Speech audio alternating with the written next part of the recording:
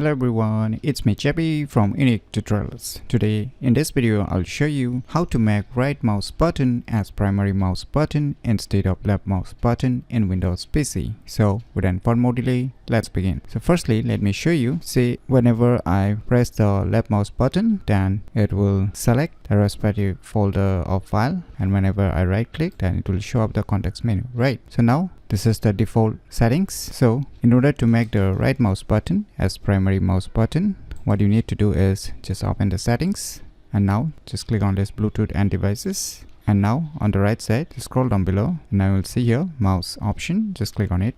Now on the first option you will see here primary mouse button. So by default the left mouse button is being selected, so just click on it. Now just select the right. Now the primary mouse button has been changed to the right mouse button. So now if I press the right mouse button, then it will act as a left mouse button and it will start clicking the respective button or options. So let me press the right mouse button. So now you can see if I press the right mouse button again on this settings icon, then it will act as a left mouse button, and if I press the left mouse button, then it will act as a right mouse button. So if you want to restore it back, just press the right mouse button on this right option and just select this left option by pressing the right mouse button.